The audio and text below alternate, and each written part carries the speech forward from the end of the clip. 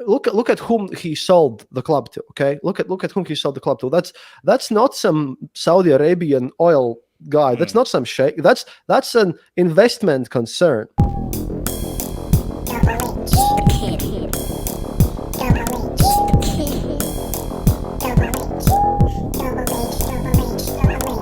The big thing now, so you mentioned that Abramovich has ideas of trying to come back and buy back Chelsea. Please expand on that. Okay, I will expand on this because of two things. One, sadly, I was not allowed to record the thing with Abramovich. However, we have leaked phone conversations among other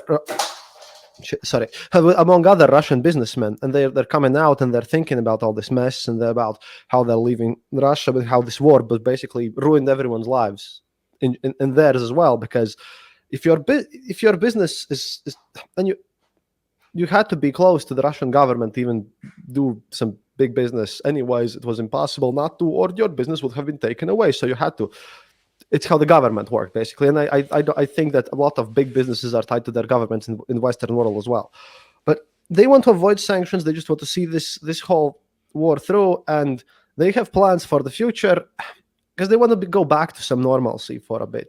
And Abramovich himself, look at whom he sold the club to. Okay, look at whom he sold the club to. That's not some Saudi Arabian oil guy. That's not some sheikh. That's an investment concern.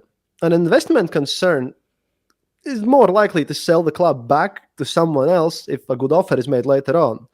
If the club had been sold to, I don't know, some Qatari sheikh, the chances of that being resold later practically zero. And yeah, he said that his plan is he used those guys more of a. He can't obviously make them any offers right now, and this is totally kind of on the level of that he intends and he would be happy to. That's the thing. But he obviously we're not. If you don't know when the war will end and how this whole thing is going to go down and how this whole thing was going to facilitate, I can't give you any concrete things. But apparently, it's somewhere down there in the notes.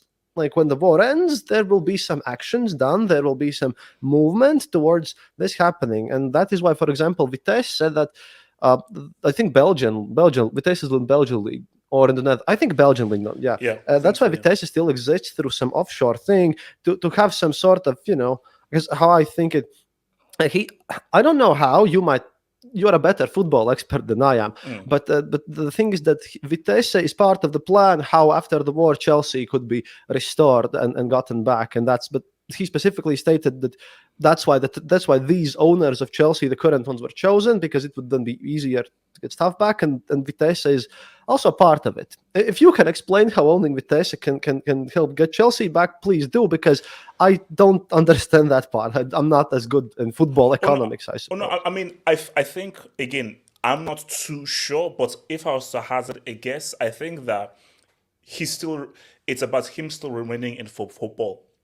So him just being in Vitesse means that he's still within the football fraternity, still within the football bubble and so forth. So that he has the contacts and everything. Yeah. You've got contacts, you're knowing people, so you're still within football. Because obviously, based on whatever sanctions, which I think I actually want you to speak upon that, he can't obviously own any club in England.